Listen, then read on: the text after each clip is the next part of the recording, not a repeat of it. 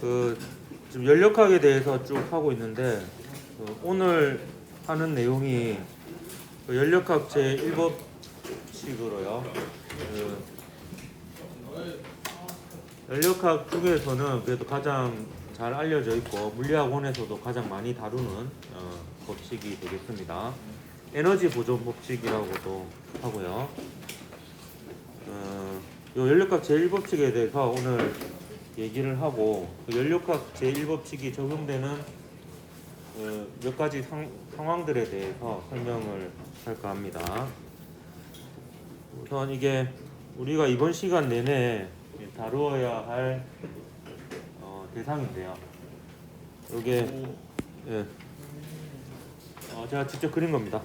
이게 이제 아니고 이게 실린더고요. 그 다음에 이 피스톤인데 요 연두색으로 그린 게 피스톤의 처음 위치고 요 초록색으로 그린 게 피스톤의 나중 위치입니다. 그리고 요 노란색으로 둘러싸서 그린 요게 그 실린더하고 피스톤으로 이루어진 시스템 안에 갇혀 있는 기체가 되겠고요. 보통 이 기체를 일컫는 말이 기체라고 할 때도 있고 이상기체라고 얘기할 때도 있고 계라고 할 때도 있고 내부라고 할 때도 있습니다. 우리가 오늘 할 내용은 이 기체에 대한 에너지 보존 법칙, 연력학 제1법칙이 되겠습니다. 뭐하노? 머리로 TV를 치고 그래. 이게 아프겠다.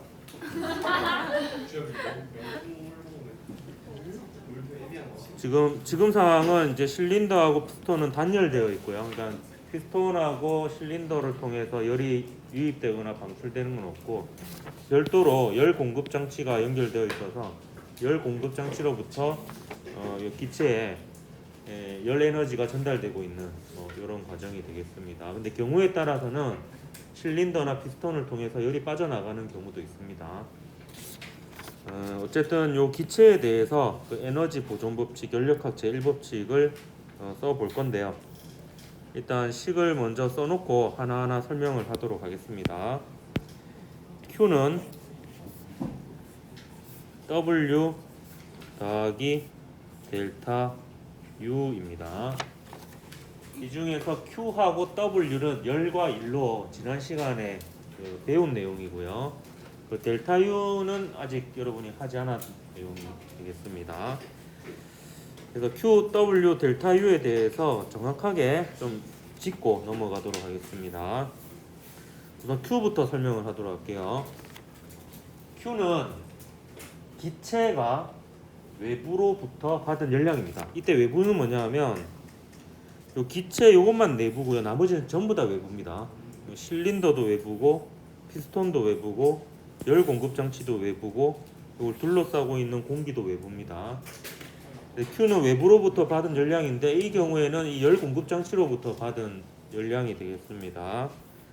그래서 얘는 받으면 플러스고 뺏기면 마이너스입니다. 그러니까 열은 플러스일 때는 열을 흡수한 거고요. 부호를 해석하는 게 중요합니다. 플러스일 때는 열을 흡수하는 거고 Q가 마이너스가 나오면은 열을 방출한 겁니다. 거꾸로 열을 흡수한다는 상황을 알고 있으면 Q가 플러스라는 것을 아는 건 거고요. 열을 방출하는 상황이라는 걸 알고 있으면 Q가 마이너스라고 알면 되겠습니다. 그래서 같은 말입니다. Q가 플러스다, 열을 흡수한다. Q가 마이너스다, 열을 방출한다. 네, 이거 이제 플러스 마이너스는 혹시 이제 헷갈릴까봐 외우는 방법을 알려주면 Q를 월급이라고 이렇게 생각을 하면 되겠습니다. 월급. 그래서 받으면 플러스고요. 내학기면 마이너스입니다. 마이너스 통장. 저는 그래도 돈 관리를 잘해서 아직 마이너스를 경험해보진 않았는데 통장 자체는 마이너스 통장이긴 합니다. 언제 마이너스가 될지 모르겠어요. 일단 신청은 해놓은 상태다. 그래서 열을 기체 입장에서 생각해야 됩니다. 모든 걸 기체 입장에서 생각하면 됩니다. 기체가 열을 받으면 플러스, 방출하면 마이너스입니다. 자, 그 다음 이제 각계기업하는 거예요. 이제 두 번째 이 W에 대해서 보도록 할게요. 이거 왜 이래? 이렇게 기울어지고 그래. 잠깐 매트릭스에 오류가 있었네요. 자, W 한번 보도록 합시다. W는 일인데요. 정확하게 얘기하면 기체가 외부에 한 일인데, 지난 시간에 얘기했죠. 이제 기체가 압력으로 힘을 가해서 밀고 있는 대상 중에서 움직이는 건 피스톤밖에 없죠. 그래서 기체가 외부에 한 일은 결국 피스톤의 한 일이고요. 요거는 지난 시간에 그 보호하고 다 설명했죠. 그 플러스인 경우는 부피가 어떻게 되는 경우예요? 강아지 예, 증가하는 경우입니다. 있는 경우. 예. 마이너스가 부피가 감소하는 경우입니다. 생각해 보면 이제 힘을 가하는 방향으로 움직여야 일이 플러스죠. 그래서 압력은 항상 피스톤을 미니까 미는 방향으로 움직이면 부피가 증가하는 겁니다. 근데 미는 방향과 반대 방향으로 피스톤이 움직이면 부피가 감소하는 거죠. 그래서 W가 플러스다, 그럼 부피가 증가하는 거다. 혹은 W가 마이너스다, 그럼 부피가 감소하는 거다. 이렇게 보면 되겠습니다. 거꾸로도 마찬가지입니다. 부피가 증가한다, 그럼 W가 플러스인 겁니다. 부피가 감소한다, 그럼 W가 마이너스인 겁니다. 그리고 W가 플러스인 경우에는 기체가 외부에 일을 했다, 이렇게 얘기를 하거든요. 근데 W가 마이너스인 경우는 이렇게 표현하기도 합니다. 옆에 적어 놓을게요. 외부가 기체에 일을 했다. 부피하고 있어요? 이게 기체 W의 부호가 마이너스일 때 이렇게 표현을 하기도 한다는 거예요. 그 W의 부호가 플러스일 때는 기체가 외부에 일을 했다라고 하잖아요. 네. 근데 W가 마이너스인 경우에는 기체가 외부에 음의 일을 했다라고 하기도 하지만 오히려 그런 표현은 잘 없고 기체하고 외부가 거꾸로 되면 됩니다. W가 마이너스인 경우에는 외부가 기체의 일을 뭐 했다, 한다, 했다 이렇게 볼 수 있습니다. 혹은 기체가 외부로부터 일을 받았다 이렇게 표현하기도 합니다. 그래서 이런 표현들이 있으면은 부피가 감소하는 경우구나 이렇게 생각하면 되겠습니다. 이게 조금 어렵죠, 헷갈리고. 그러니까 기체가 외부에 일을 했으면은 부피가 증가한 거고 W가 플러스인 거고요. 기체가 외부로부터 일을 받았으면 혹은 외부가 기체에 일을 했다 이런 표현들은 부피가 감소했다라는 거고 W가 마이너스라는 뜻입니다. 그래서 옛날에는 그냥 이거 말하고 넘어갔는데 애들이 이거를 문제에서 이렇게 문장이 나오면 잘 해석을 못하는 것 같아가지고 그냥 아예 문장으로 적어줍니다. 그래서 W가 마이너스인 경우는 부피가 감소하는 경우죠. 이때는 외부가 기체에 일을 했다 혹은 기체가 외부로부터 일을 받았다 이런 표현으로도 나오니까 같이 알아두도록 합니다. 다 적었습니까? W가 마이너스인 경우에 대해서 지금 얘기하고 있는 겁니다.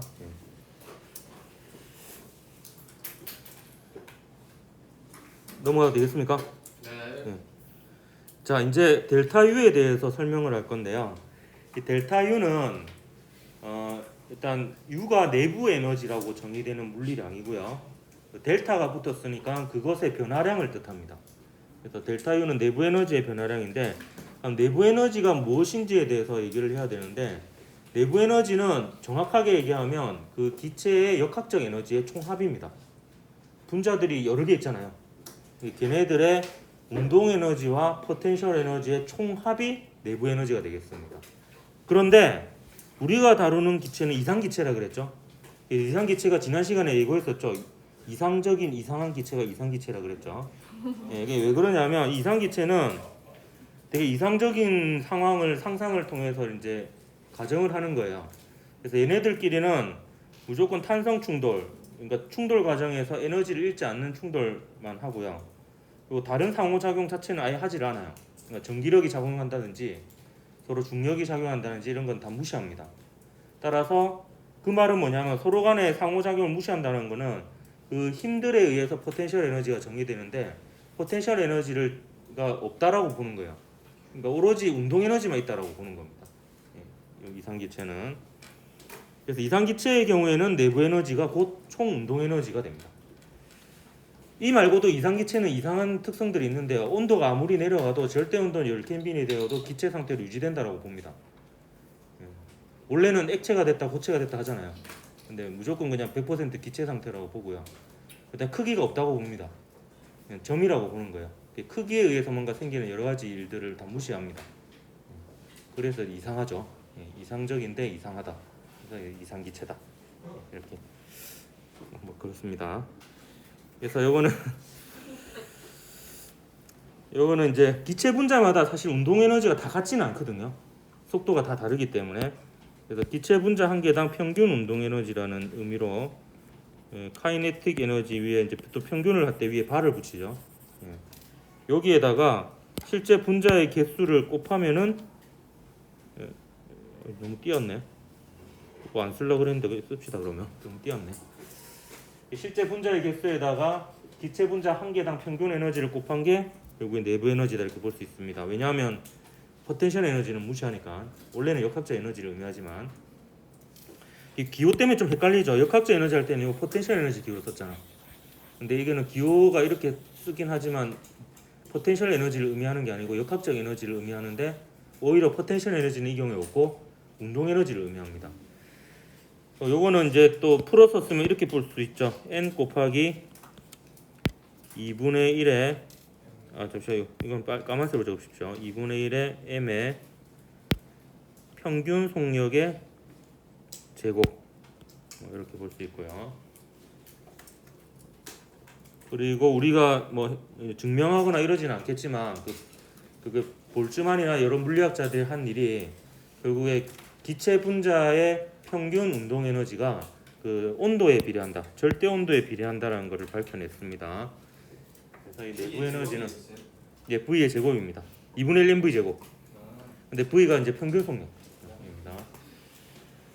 그래서 똘똘마리로 내부 에너지의 변화량에서 보면 내부 에너지 변화량이 이제 플러스라는 거는 나중 내부 에너지가 처음 내부 에너지보다 크다라는 거거든요. 그럼 내부 에너지가 증가했다라는 거죠. 그 말은 온도가 증가했다 이렇게 볼 수도 있고요. 그 다음에 기체 분자의 평균 속력이 증가했다 이렇게 볼 수도 있고, 기체 분자의 평균 운동 에너지가 증가했다 이렇게 볼 수도 있습니다. 그래서 델타 U가 플러스면은 내부 에너지가 증가했다. 기체 분자 한 개당 평균 운동 에너지가 증가했다. 기체 분자의 평균 속력이 증가했다. 기체 분자의 온도가 증가했다. 다 같은 말이 됩니다. 같은 말이라기보단 같은 의미가 됩니다. 근데 이 중에서 우리가 기체의 상태를 나타내는 압력, 부피, 온도를 나타내잖아요. 그래서 대표적으로 온도만 적으면 델타 U가 플러스라는 것은 온도가 증가했다라는 걸 의미하는 거고요. 델타 U가 마이너스라는 것은 온도가 감소했다라는 것을 의미하는 겁니다. 거꾸로 온도가 만약에 증가하는 상황이면 델타 U의 부호가 플러스라는 뜻이고요. 온도가 감소했으면 델타 U의 부호가 마이너스라는 의미가 되겠습니다. 그래서 그 부호의 의미들을 좀 알아야 되는데, 근데 문제에서 온도만 물어보는 게 아니라 이제 이런 것들도 다 물어보거든요. 그래서 그걸 좀 기억을 하고요. 그 다음에 또 하나의 좀 이거는 디테일하게 들어가는 부분이어서 잘 물어보진 않지만, 요 내부 에너지를 제외하고 요 운동 에너지하고 속력하고 요 절대 온도 있죠.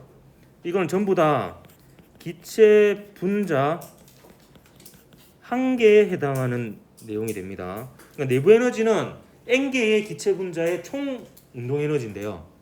요 운동 에너지는 기체 분자 한 개당 운동 에너지, 평균 운동 에너지. 요 속력은 기체 분자 한 개당 평균 속력. 그리고 온도는 기체 분자 한 개당 평균 값에 해당이 됩니다. 그러니까 온도가 같더라도 기체 분자의 개수가 더 많으면 총 에너지는 더 큰 거잖아요. 그래서 아직 그것까지 물어보진 않았는데 어떤 교과서에는 그것까지 또 설명하는 데가 있어서 이거 혹시나 몰라서 얘기를 하는 겁니다. 아직 학력평가에서는 이걸 구분하는 문제는 없었던 것 같긴 해요. 하지만 이제 알아는 두십시오. 이게 요 온도는 한 개당 평균 값입니다. 그 양까지 포함한 거는 내부 에너지밖에 없어요. 내부 에너지. 내부 에너지는 이제 그래서 온도가 같으면 평균 속력이 같고 평균 운동 에너지가 같은 거예요. 하지만 온도가 같더라도 양이 다르면 내부 에너지의 크기는 다를 수 있습니다. 따라서. 자, 그럼 이거 좀 정리를 할게요. 결국에는요, 요 W로부터 뭐를 구할 수 있냐면 부피 변화를 구할 수 있어요. 이걸 이렇게 표현할까? 부피 변화, 부피가 증가하느냐 감소하느냐를 알 수 있고요. 그 다음에 요 내부 에너지를 같은 경우에는 온도 변화를 알 수 있습니다. 온도가 증가하느냐 감소하느냐를 알 수 있고요. 뭐 구하는 방법은 얘 같은 경우에는 이제 PV 그래프에서 면적으로 구할 수가 있고요. 그리고 얘는 그냥 온도의 변화 자체에 비례합니다. 내부 에너지 변화랑. 근데 정확하게 계산하는 건 안 나옵니다. 그러니까 온도 변화가 클수록 내부 에너지 변화가 큰 겁니다. 자, 그럼 자 보십시오. 이 식을 통해서 보면 그 이상 기체의 상태를 나타내는 압력, 부피, 온도 중에서 부피 변화와 온도 변화를 알 수 있습니다. 나머지 압력 변화는 뭐를 통해서 알 수 있느냐? 그 PV 이꼴 nRT를 통해서 구하면 되겠습니다.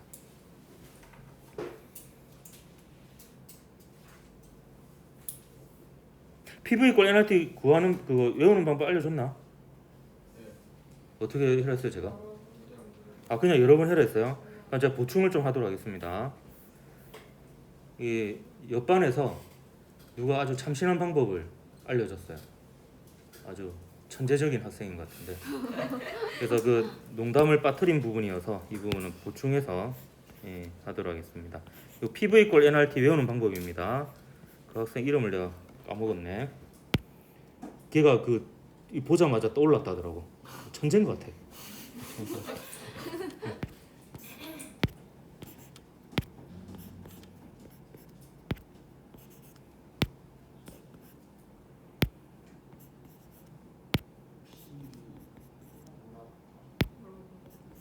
예, 이렇게 외우면 피부는 노랗다.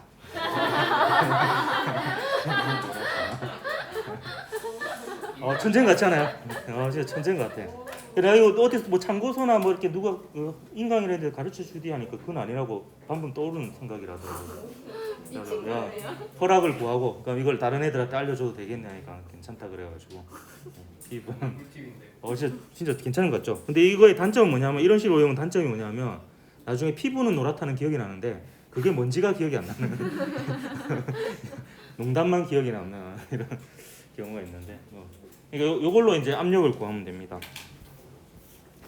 자, 요 그림은 이제 그 기체 분자의 평균 속력이 이제 보통 이제 화살표의 길이로 이렇게 나타나면 얘가 전반적으로 속력이 빠르고 그렇다는 것은 기체 분자의 평균 운동 에너지가 크고 온도가 높다라는 뜻입니다. 그러니까 여기 개수가 같으면은 내부 에너지도 얘가 더 크다 이렇게 얘기할 수 있는데 개수가 다른 경우에는 한 개당 평균 운동 에너지에다가 총 개수를 곱한 거를 비교해 봐야 됩니다. 그럼 그게 이제 내부 에너지의 개념입니다. 그런 겁니다. 자, 이제 예시를 한번 보도록 할게요. 네 가지 가정을 예를 들 건데 등적 가정은요. 같을 등 부피적에서 부피가 일정한 가정으로 부피 변화가 없으니까 1이 0입니다. 근데 등온 가정은 온도가 일정한 가정이에요. 온도가 일정하니까 온도 변화가 없으니까 내부 에너지 변화가 0입니다. 등압 가정은요. 압력이 일정해요. 얘는 변화 0인 게 없습니다. 연력각 제1법칙에서. 단열 가정은 Q가 0이에요. 열이 차단된 가정입니다. 각각의 가정에 대해서 연력각 제1법칙과 PV 이꼴 nRT라는 식을 통해서 부피와 온도와 압력의 변화를 알아보도록 하겠습니다. 이때 제가 대체적으로 열을 흡수하거나 온도가 증가하면 빨간색으로 보호를 표시할 거고요. 열을 빼앗기거나 혹은 온도가 내려가면 파란색으로 표시를 할 겁니다. 보호를 표시할 때요. 연력각 제1법칙을 쓸 때는 특징적인 부분을 빨간색으로 좀 적도록 할게요. 그럼 등적 가정 같은 경우에는 Q는 W가 특징적이죠. W가 0이죠. 0 더하기 델타 U 이렇게 쓸 수 있습니다. 연력각 제1법칙을. 얘는 어떤 경우가 있을 수 있냐면 압력밥솥에 아무것도 안 넣고요. 아무것도 안 넣어도 공기는 들어있죠. 그 다음에 그 뚜껑을 꽉 닫고 끓이는 겁니다. 그러면 부피는 안 변하죠. 근데 온도가 어떻게 돼요? 증가하죠. 열을 받죠. 열을 받아서 온도가 증가합니다. 근데 불을 꺼요. 그러면 열이 밖으로 나가죠. 여기 이제 기체에서 밖으로 나가면서 열을 빼앗기고 온도는 내려갑니다. 사실 연력각 제1법칙 쓸 필요도 없이 그 온도 변화 다 알 수 있죠. 그리고 압력 변화도 사실 따지지 않아도 알 수 있습니다. 그 가다 놓고 끓이면은 압력 어떻게 되겠노? 커지겠죠. 근데 그거를 PV 이꼴 nRT로 마저 분석을 해보도록 할게요. 그러면 이제 압력에 대해서 알아야 되니까 PV 꼴 nRT를 식을 이렇게 써볼게요. P는 V분의 nRT 이렇게 쓰면 지금 여기서 요거는 일단 일정해요. 요 값은 R은 기체 상수고 N은 갇혀 있으니까 기체가 출입이 없죠. 이 기체의 총량은 변하지 않고 지금 등적 과정이니까 얘도 일정합니다. 부피가 안 변하죠. 그러면 열을 받아서 온도가 올라가면 압력이 증가하죠. 이 식을 보면 그 열을 빼앗겨서 온도가 내려가면 압력도 작아지죠. 그래서 이제 요 등적 과정 같은 경우에는 사실 연력학 제1법칙이니까 쓸 필요도 없이 그냥 상상만으로도 압력, 부피, 온도 변화를 다 알 수는 있습니다. 근데 이거를 이제 연력학 제1법칙과 PV과 nRT로 한번 분석을 해본 거고요. 이걸 그래프로 정리를 하면 그 압력, 부피 그래프를 그려보면 이제 부피는 일정한 거죠. 부피는 일정한 거. 이렇게 변하는 거는 온도가 증가하고 압력이 증가하는 경우죠. 예, 그래서 이 경우가 열을 흡수하는 경우입니다. 빨간색으로 다 표시를 했죠. 이 경우가 열을 방출하고 온도 내려가고 압력이 작아지는 과정이죠. 이런 0인 게 PV 그래프에서 면적이 0이죠. 요 면적은 왜 그런지 모르겠는데 필요 없는 면적입니다. 요게 면적이거든요. 밑변의 길이가 0이니까 0입니다. 자, 이런 방식으로 나머지 과정도 분석을 해보도록 하겠습니다. 등원 과정은 문제로는 잘 등장하지 않습니다. 수능 특강에서도 이제 설명을 안 하고 있거든요. 그래도 구색을 맞추기 위해서 같이 해보도록 하겠습니다. 얘는 Q는 W 더하기 델타 U인데 내부 에너지 변화가 없습니다. 내부 에너지 변화가 0이고요. 얘는 어떤 경우 왜냐하면 이게 이런 경우가 잘 없어요. 자연에서 등원 변화가요. 등원 변화의 경우에는 아주 천천히 열이 이동하면서 부피가 아주 서서히 일어나는 경우인데 이게 잘 만들기도 힘들고 잘 일어나지도 않아요. 그래도 있다라고 가정을 하는 거예요. 그래서 온도가 일정한 상태를 유지하면서 열을 받으면 부피가 증가합니다. 온도를 일정하게 유지하면서 천천히 열이 빠져나가게 하면 천천히 부피가 감소합니다. 근데 이 경우에 빨간 색깔이 U예요. 빨간 색깔이 U입니다. Q는 W 플러스 델타 U. 델타 U가 지금 0이잖아요. 등온이니까. 예, 온도가 안 변하니까. 제가 그 자리 위치를 그대로 놔둬놓은 거거든요. 그래서 이불로 그냥 0인 부분도 표시를 해놓은 겁니다. 델타 U가 0인 거죠. 델타 U 자리죠. 자, 근데 이 등온 과정 같은 경우에 여러분 압력이 저는 상상이 안 돼요. 열을 받아서 부피가 증가할 때 압력이 커질지 작아질지 느낌 안 오잖아요. 왜냐하면 일상생활에서도 잘 없는 과정이거든요. 그러니까 요 같은 경우에는 요 식을 한번 써봐야지 알 수 있습니다. 그럼 이 경우에는 요거는 기본적으로 일정한데 등온 과정이니까 얘도 일정한 과정이죠. 그러면 나왔네요. 열을 흡수해서 부피가 증가하는 경우 압력은 줄어들죠. 열을 빼앗겨서 부피가 감소하는 경우에 압력은 증가합니다. 그래서 이런 식으로 부피와 온도와 압력의 변화를 해석할 수가 있으면 되겠습니다. 할 수 있겠습니까? 네. 자, 그럼 이걸 그래프로 마저 정리해 보도록 하겠습니다. 요 등원 곡선 그래프를 그려보면요, y 이꼴 x분의 1꼴 그래프가 돼요. 왜냐하면 이거 보세요. P가 Y고 V가 X라고 생각해 보세요. 그러면 Y 이꼴 X분의 상수죠. 그래서 XY가 곱이 일정한, PV의 곱이 일정한 그래프니까 반비례 그래프가 나옵니다. 그래서 보통 등원 곡선은 보통 점점점점점점점 이렇게 그려놓고 온도를 딱 적어놔요. 그럼 이건 무슨 뜻이냐면 이걸 등원 곡선이라는데 요 점들은 전부 다 압력과 부피의 곱이 일정한 점들의 집합이에요. 그 온도가 T인 점, 그러니까 PV 이꼴 nRT인 곡선이다 이렇게 볼 수 있습니다. 그래서 지금 이 경우가 열을 흡수해서 부피가 증가하고 압력은 작아지는 과정이고요. 이 경우가 온도가 일정하면서 부피가 열을 방출하고 부피는 감소하고 압력은 증가하는 이런 과정이 되겠죠. 됐습니까? 각각의 특징들을 잘 기억하면 됩니다. 자, 그 다음에 등압 과정, 단열 과정 요 두 개가 문제로 가장 많이 등장하거든요. 등적 과정도 많이 등장하고요. 등압 과정을 볼게요. 등압 과정 압력이 일정한 과정이에요. 얘는 특징이 0인 게 없습니다. 대신에 2를 쉽게 구할 수 있어요. 압력이 일정하니까 압력 곱하기 부피 변화로 좀 쉽게 구할 수 있습니다. 이렇게 되겠죠. 자, 얘는 제가 결과를 먼저 알려주고 왜 그런지 설명을 해줄게요. 일단 등압 과정은요, 이런 경우가 가능합니다. 피스톤이 있고 피스톤 위에 추가 달려 있는데 이 녀석이 일정한 속도로 올라가는 경우가 있습니다. 그럼 얘가 일정한 속도로 올라가면 합력이 0이죠. 근데 여기에 작용하는 힘을 보면요, 요 기체의 압력이 만약에 P고 요 대기압이 P0라고 하고 요 단면적이 A라고 할게요. 단면적이. 그러면 요 녀석의 질량이 M이면 중력 mg가 있고요.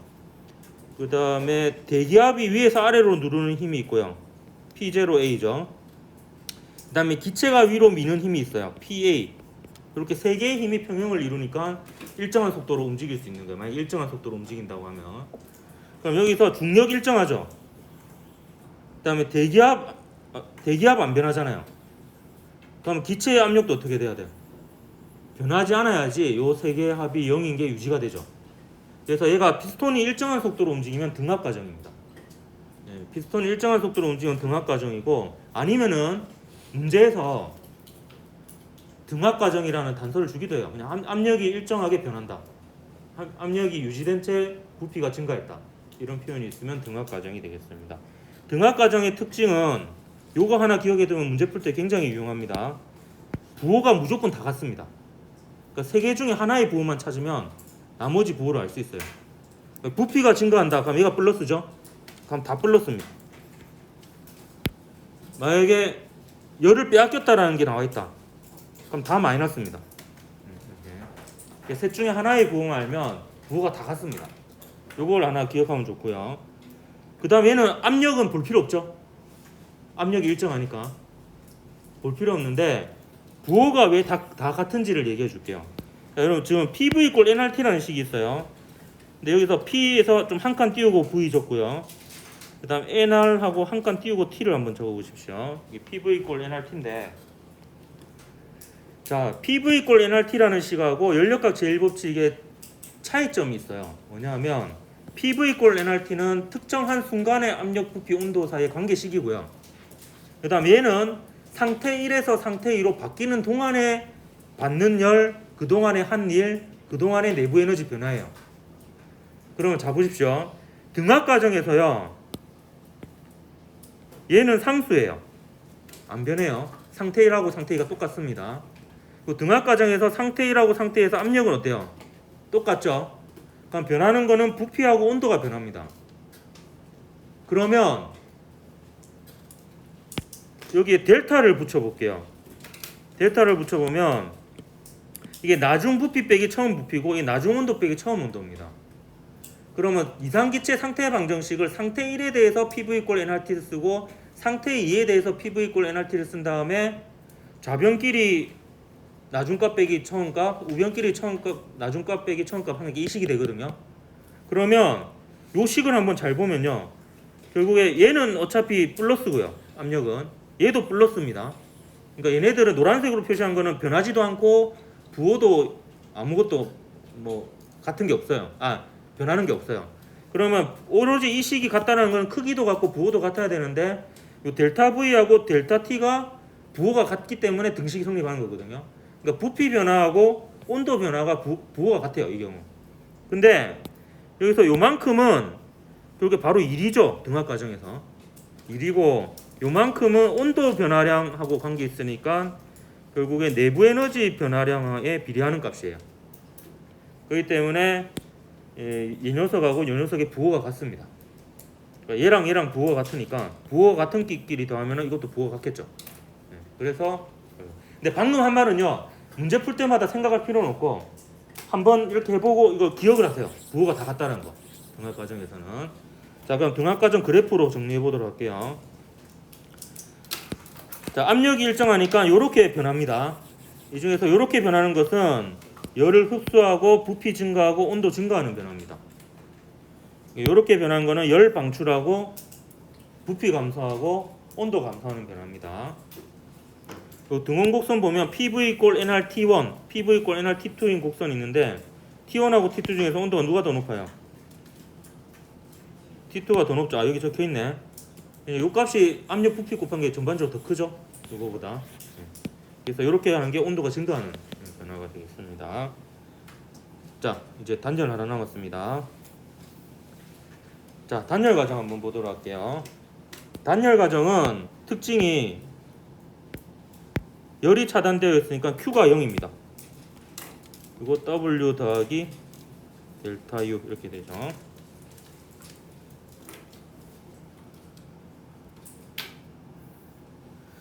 그리고 결과를 먼저 얘기하면요. 이 단열 과정이 어려운 이유가 압력, 부피, 온도의 변화를 지금 알아보고 있잖아요.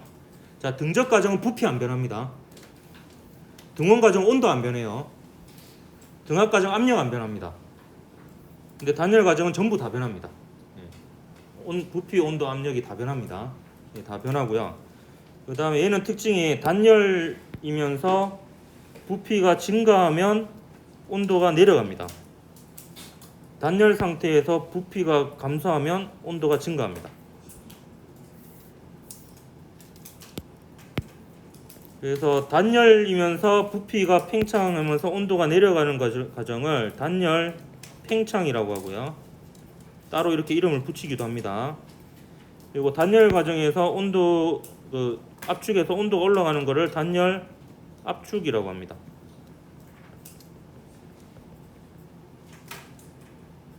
그러면 이제 부피 변화와 온도 변화는 이제 알았는데요. 이제 압력 변화는 어떤 식을 통해서 알아야 되겠습니까? P는 V분의 nRT라는 식을 쓰면 되는데 얘는 그래도 안 변해요. 왜냐면 지금 출입하는 기체 분자 없고요. 기체 상수 일정하죠. 단열 팽창의 경우에 부피 증가하는 거죠. 팽창이니까 온도 내려갑니다. 그러면 분자는 작아지고 분모는 커지죠. 그럼 압력 어떻게 돼요? 작아지죠. 네, 작아집니다. 단열 압축의 경우 부피 감소하죠. 온도 증가합니다. 분자는 커지고 분모는 작아져요. 그럼 커지죠. 그래서 단열 압축은 압력이 커집니다. 근데 이 단열 과정의 경우에도요. 그 단열 과정이 어떤 경우에 단열 과정인지를 알면 사실 이렇게 식으로 막 분석 안 해도요. 압력, 부피, 온도 변화를 알 수 있습니다. 단열 과정은 언제 일어나냐면 이럴 때 일어납니다. 기체가 외부하고 열을 주고받을 시간이 없을 정도로 매우 짧은 시간에 급격히 부피가 팽창하거나 감소하면은 단열 과정입니다. 그래서 여기 제가 예시를 하나 보여주도록 할게요. 잠시만요. 이건 실제로 보여주도록 하겠습니다. 단열 압축 과정인데요. 이 단열 압축 과정 같은 경우에는 여기 이제 실린더하고 피스톤으로 이루어진 겁니다. 저 안에 내가 휴지를 집어넣고 순간적으로 부피를 감소시킬 거예요. 그러면 순간적으로 이제 부피를 감소시키니까 요 값이 굉장히 급격히 작아집니다. 이게 급격히 커지죠. 그래서 온도가 급격히 커져서 불이 붙습니다. 그래서 이제 그 과정을 한번 보여주도록 할게요. 예, 가까이서 봐도 돼요. 예, 지금 단열 압축 과정입니다. 단열 압축 과정인데 이게 잘 안 되는 경우도 있어요. 근데 잠시만요. 여기 못 본 사람을 위해서 동영상을 찍은 걸 한번 보여주도록 할게요. 그러니까 열이 출입할 시간이 없을 정도로 순식간에 압축을 시키면 W가 마이너스가 되면서 델타 U가 플러스 돼가지고 불이 붙거든요. 온도가 올라가서.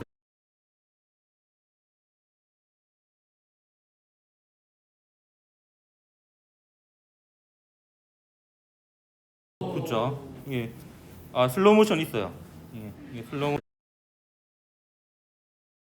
보면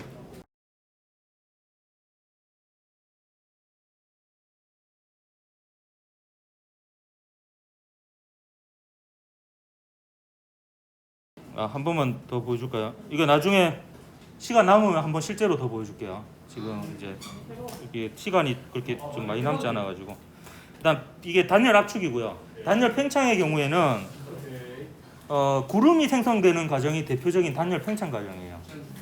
이제 구름이 생성되는 과정을 설명해 보면 지상에 있던 수증기를 머금은 공기가 상승기류를 타고 올라갑니다.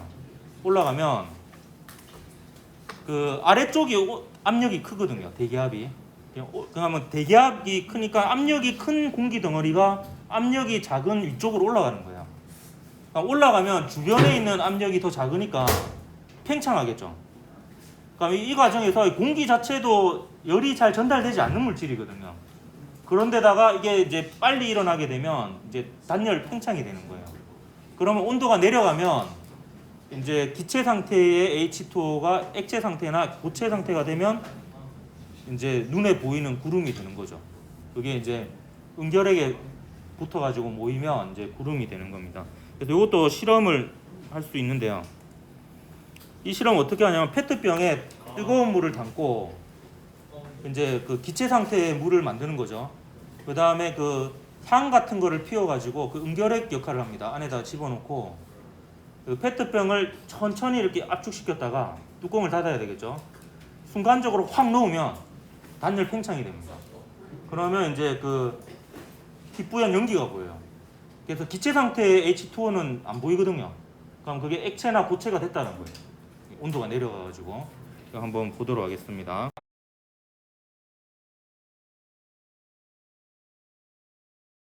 고요.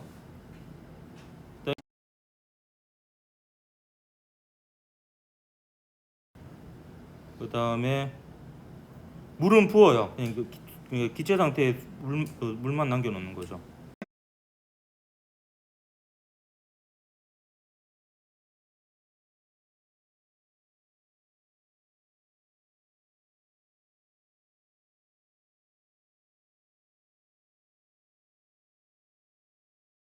그렇게 한 다음에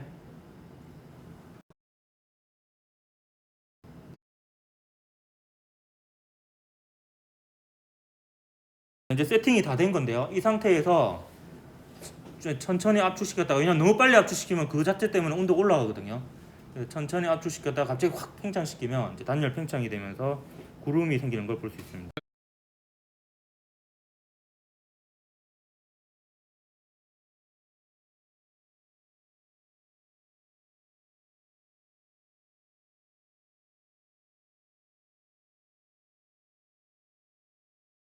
그러면 이제 이게 단열 팽창이 됩니다. 자, 이 단열 팽창은요, 실험을 하나 간단하게 할 수 있습니다, 여러분이.